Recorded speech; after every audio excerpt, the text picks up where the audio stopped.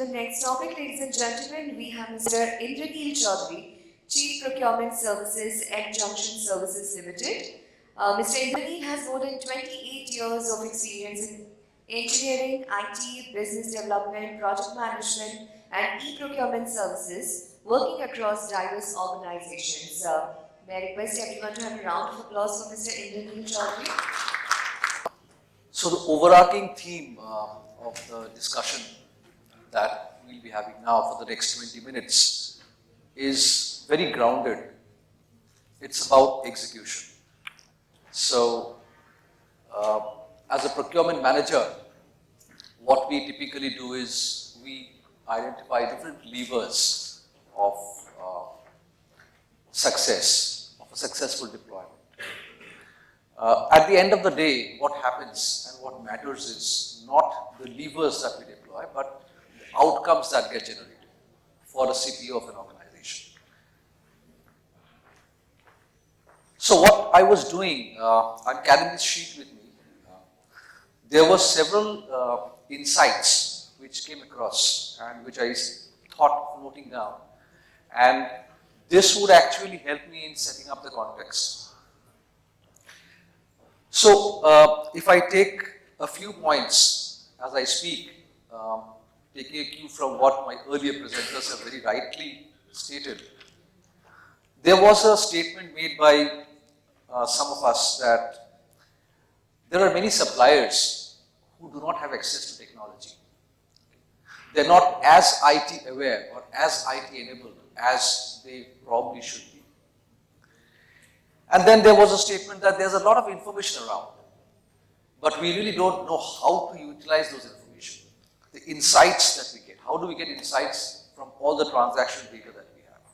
So today, we have IT tools, we have wonderful platforms, and we have lots of transactional data.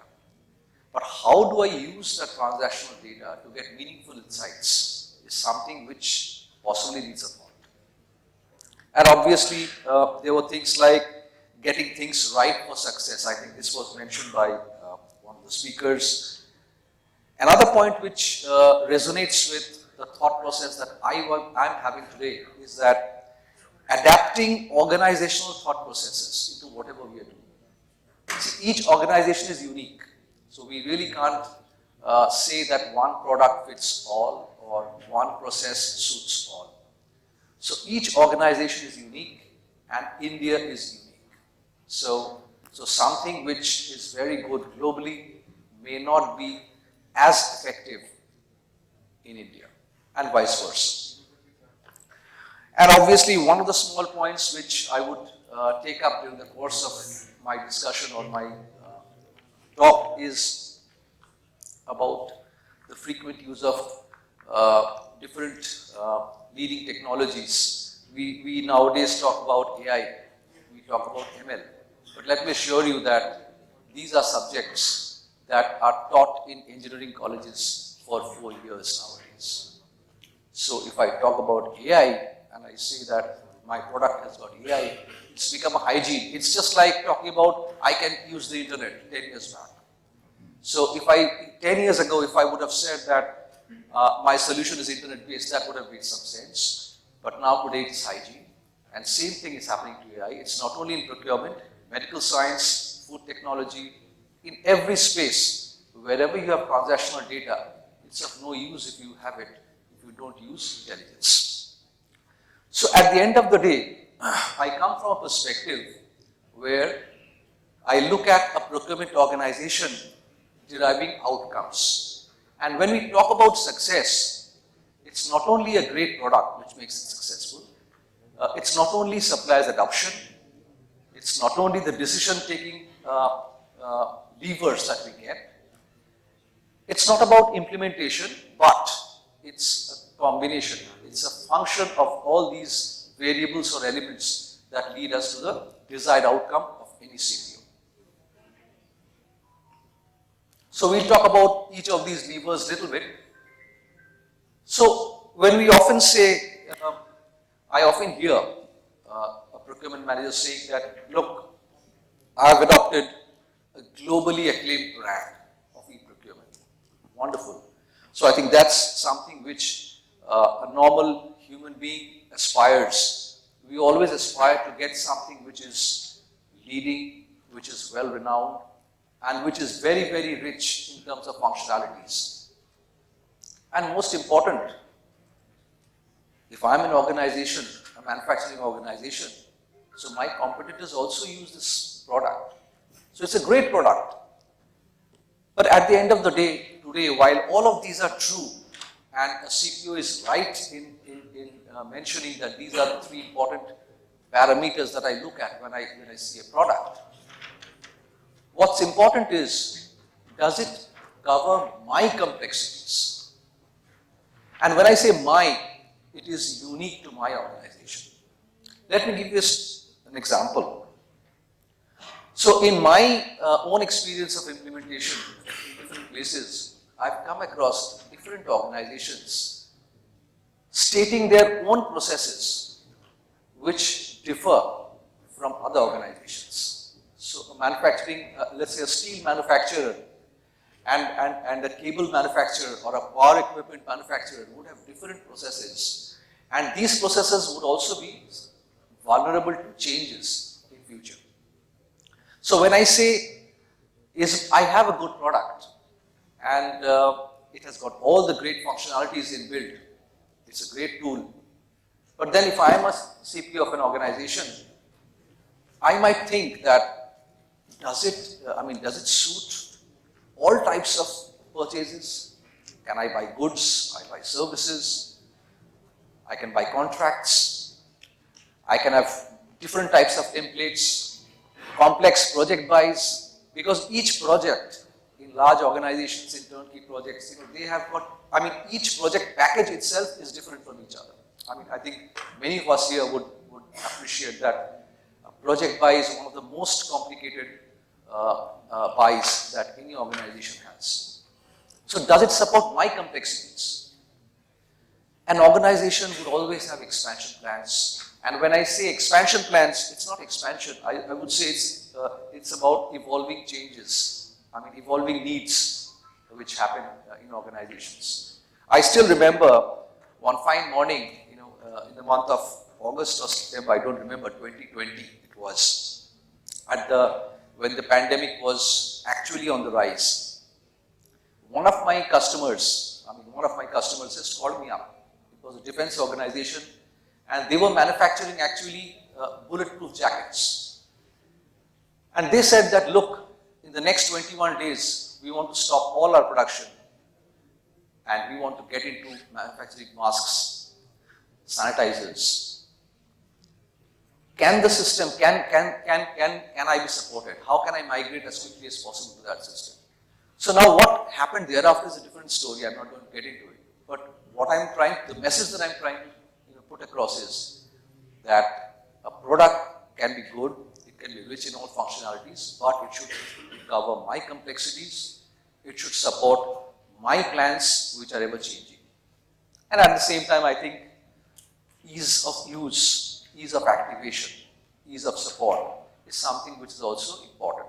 So while the left 3 are very important, the right 3 questions, I think, always should appear in the mind of anybody who is implementing an e-procurement solution.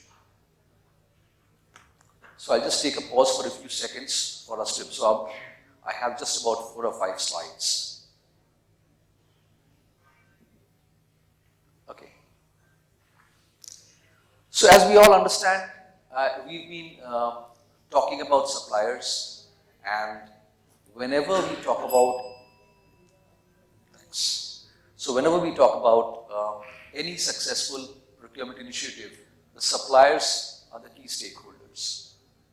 So while I might have a great participation of suppliers, the platform might help me to get access to new suppliers, and of course, I might always say that, look, I've implemented a solution and I don't hear any complaints from the suppliers. They're absolutely fine. So it's all good. But as I say that the topic of discussion today is executing it right. Okay? And when I say executing it right, it's about adapting ourselves to the evolving needs of the customers, the suppliers. So when we talk about convenient options. A supplier may or may not be very comfortable with the platform that I've implemented in my organization. So does the supplier have an option, easier option, to submit their quotations or to submit their response in a way through which we can help them in terms of not getting into the platform yet not being offline? So are there options? So when we talk about new suppliers, how credible are the suppliers? Who actually does the due diligence of ensuring that the suppliers that I put in the supplier master for an organization to access are the right suppliers with the right sort of credentials? And are they relevant to India? It's India-centric. I don't need global suppliers for my Indian supplies. I need global suppliers for the overseas buys that I make. But predominantly in India, what is the relevance and credibility of the suppliers if I say that, I'm giving access to the new suppliers? And any adoption of e-procurement solutions can never happen without proper training, 24/7 live support with the suppliers. So how good is the help desk? How good is the support system?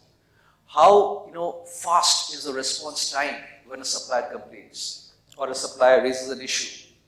How quickly does the system respond? These are the areas where a typical CPO might like to engage his thought process.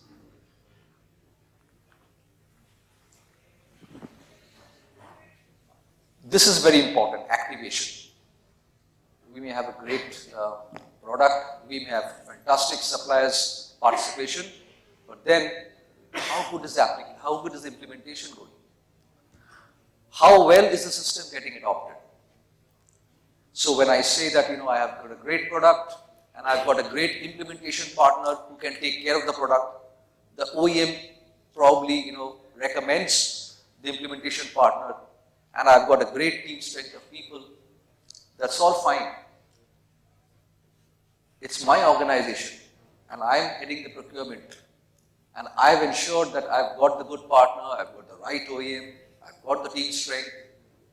But then the question is, in my areas of operation, in the categories that I deal with, do the people have the domain knowledge? IT knowledge is something which is there. I make an assumption that anybody can have IT knowledge to an extent that they need. But do they have the domain knowledge in procurement? Do they have the experiential knowledge of implementation earlier in the areas where I operate? I think again, my process, my unique organization becomes very important. Do these people, do the implementing agency know the industry best practices? Because it's not about automating my own process. It's about embedding the industry best practices in the processes that I implement. And obviously, a very important choice. This is not a statement. The OEM and the implementation agency, should they be different, or would it help if they are the same agency? I think that's a choice which a procurement manager needs to think about.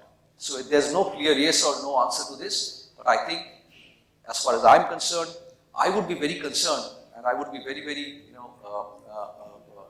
worried if I find that my implementation and the product, they are not in sync.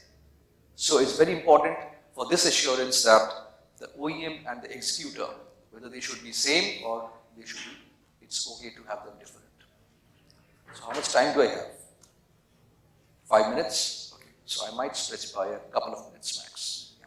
Thanks. Now here's about the decision support. So we talk about data, right? So when we talk about data today, as IT is, I would say, intruding more into the spaces that we operate in, there's a lot of transaction data available. So there's no doubt about it in our minds. And let me assure you that the volume of transaction data will not only increase in future, but would actually explode. But the important point is, how do we get the critical insights from the transactional data? Well, I might say that, look, yes, I'm a great procurement manager. I'm getting all the analytics reports. Whatever I ask, whatever I need today, I just put up a request to the platform, and there are people, so they'll respond within, let's say, 6 hours or 8 hours with whatever reports I want. So I'm very happy about it. And obviously, I've implemented a system where I can access data very easily. But then the question is, should I ask for the data? Should I ask for the report? Or should I be able to get it on the fly from my platform?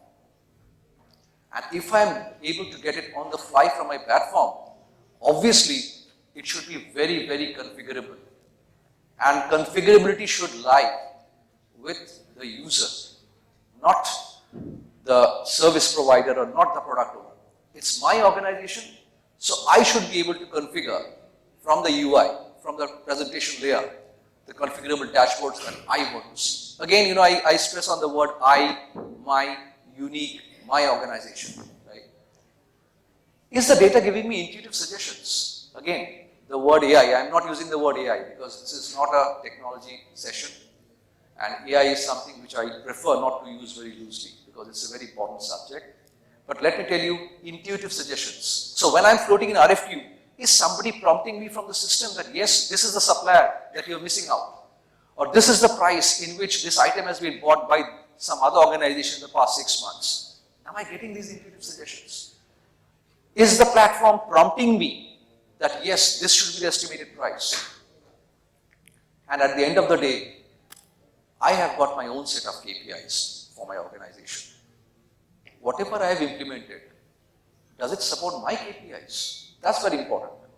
A CPO would always try to ensure that his KPIs or her KPIs are achieved.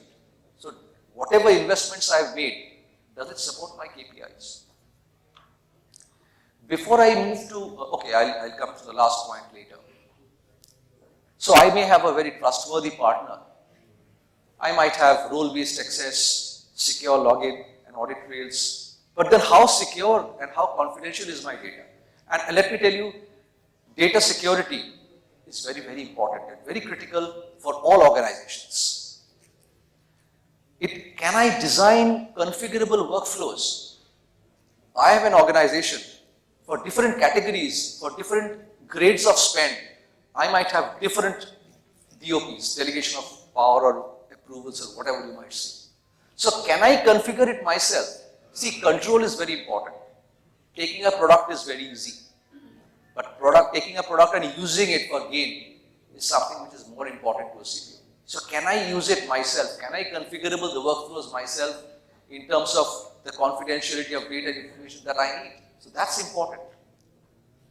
And in today's world, where there are discrete systems, hundreds of IT platforms available even within an organization, my e-procurement platform that I am implementing, how seamlessly can I integrate it with my ERP?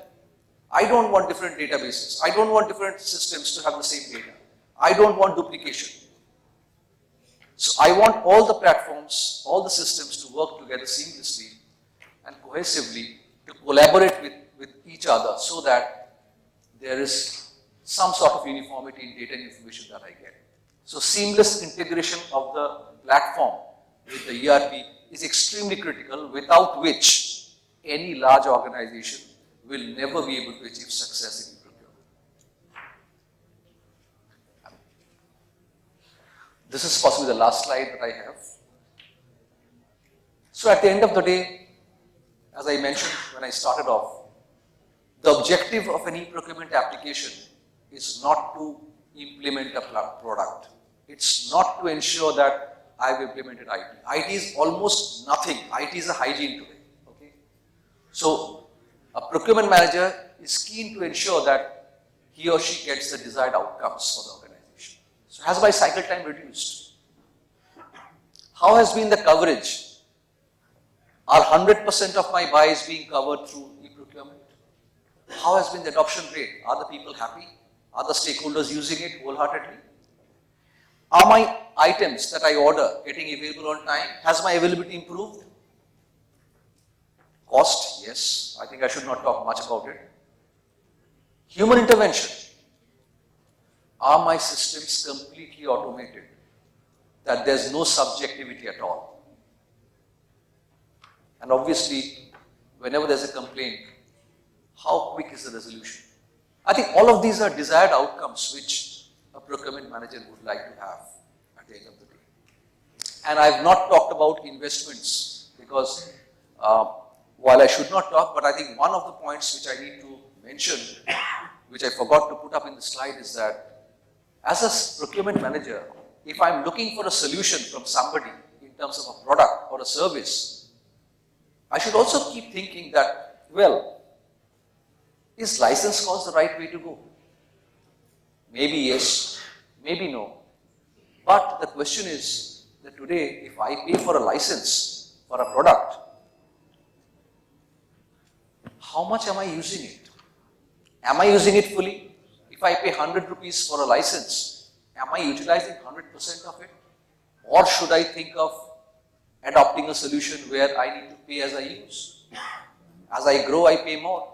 So that's investment decision which I think a procurement manager needs to take, whether license cost is important or it's more important and more beneficial to go for pay as you use. I think, do we have time for this or? Yeah. So after this, I'll just take 30 seconds to give a closing remark. Any questions? Yeah, I try to answer.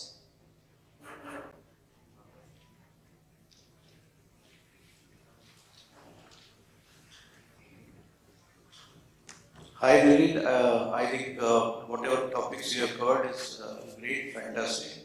And the important thing where I would like to ask something is definitely it's project procurement. Because as we know that whenever it is a procurement for the standardization or standard parts, so there are a lot of facilities available. We have tools available, which will give us good result also. But when we come to a scenario of project procurement, the challenges are many, as we know. Mainly there is a lead time, mainly it is engineering based and maybe the vendor based and everything. So my question is that do we have any such platform or any such tools for the specific for the project procurement which can help to the procurement manager to get the desired results in the right time? Yeah. So now it's a question which is very direct, and okay, I wanted to not to talk too much about a product because we also have a product. But then, since you've asked a direct question, let me be very transparent and candid in my answer. Yes, the answer is yes, and the point is, as you've rightly mentioned, it's very complicated. Because I'll tell you a very recent experience, not even 6 months old. A very, very large manufacturing organization came up to us and where we had to demo a project procurement solution, where I'll tell you the process starts right from the time the concept is initiated for a project. Okay, so there each organization would have a different process for managing project buys. And in general, project buys are very, very complicated. Very complicated in terms of templates, in terms of terms and conditions, in terms of the approval processes, and more importantly, once a project is awarded, how to monitor your project. So a single project might lead to a number of packages. Okay, you may have one project buy, under that umbrella you may have 100 packages. And how to monitor the financial outflow of those packages in terms of their deliveries, in terms of their implementation, completion milestones, in terms of financial outflow, whether you are meeting the budget. So not only project buys, right from the initiation of the project, to get an approval, to floating RFQ, to negotiation. In fact, we also have a system of negotiation where we have chat rooms. We have got negotiation module. So all of these things are there, and more importantly, while saying the answer to your question is yes, let me also assure you that there are tools available where you can address any complexity of your project procurement in terms of n number of templates, with thousands of line items in the BOQs on the fly in a configurable system. So it's there. Thank you so much, sir, for the wonderful presentation. Thank you.